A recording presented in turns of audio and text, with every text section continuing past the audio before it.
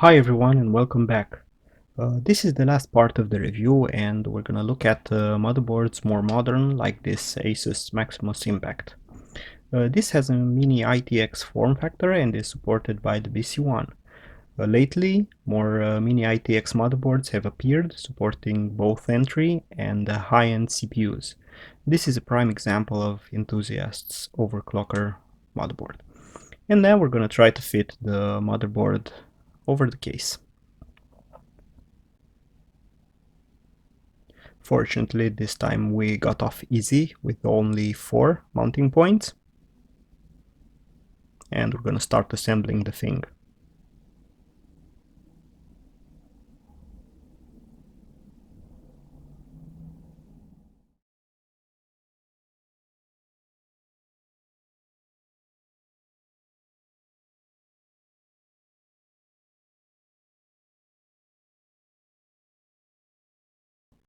And we're gonna make another attempt to fix the fourth, but it doesn't fit.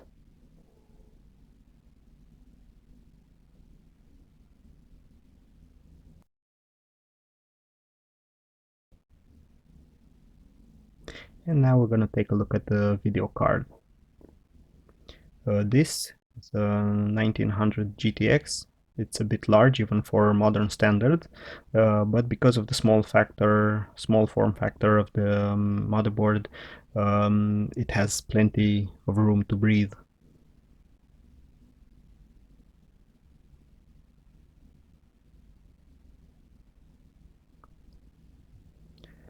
And now we're gonna add the rest of the components.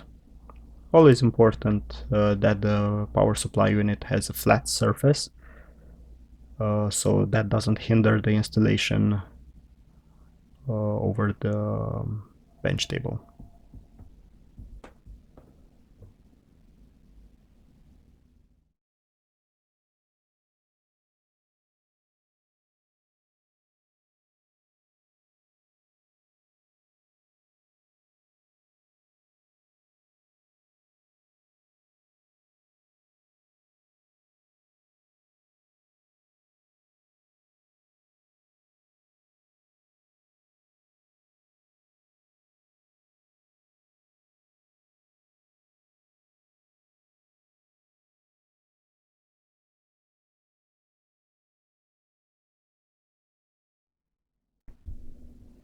I definitely could have done a better job with the cables, but I'm very happy with the amount of space I have in order to organize them. I'm also very confident and like the solid feel of the assembly, although I screwed everything in by hand as opposed to my every other build where I use the screwdriver.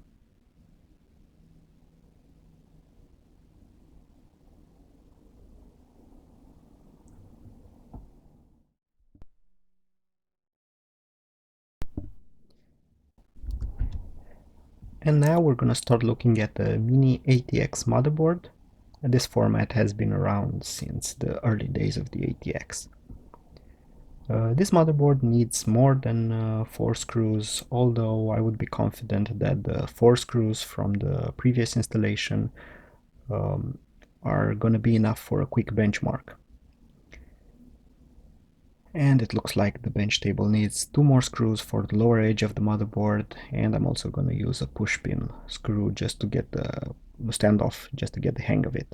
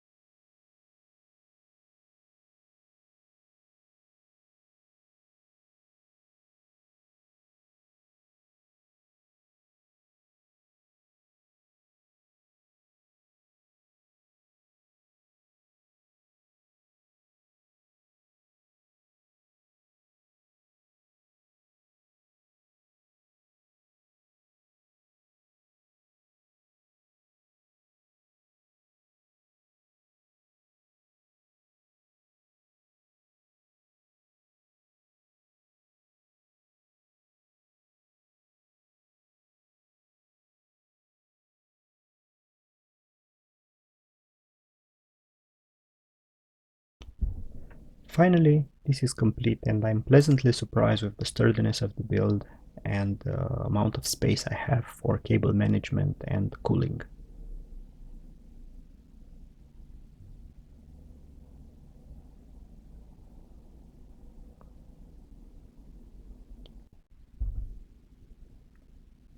Next, we're going to be looking at an ATX motherboard.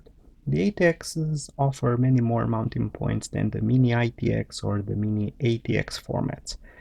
And if you're going to add several other components, I highly recommend you fit a standoff under each mounting hole. Always remember to check for leftover standoffs from previous installations because they can short the motherboard and make it not boot or even worse. And now we're going to start assembling it.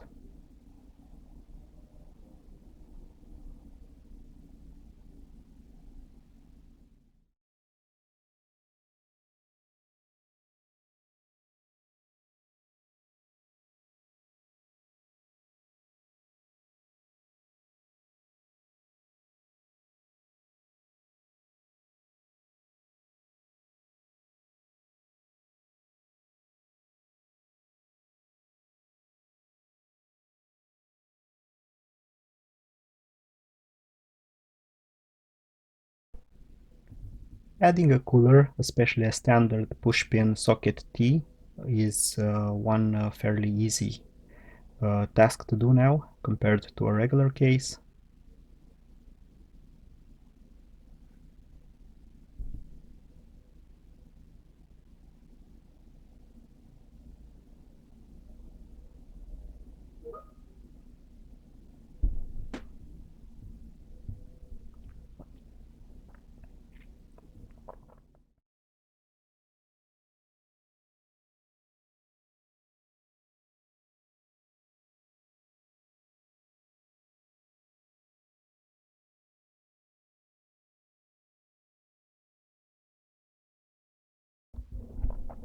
This is finally complete.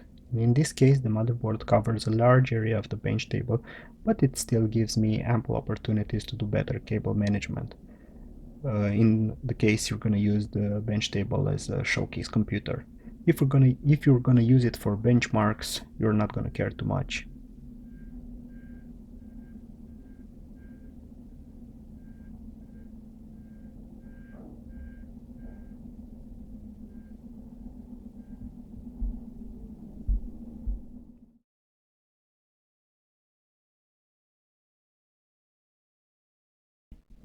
This was the last video presenting the Aopen bench table. Overall, this is a great item for enthusiasts or people that do benchmarks. The bench table has many strong points and only a few drawbacks. One of the strong points is the solid feel of the build, without using any screws, and the ample space between the bench table and the motherboard for cable management.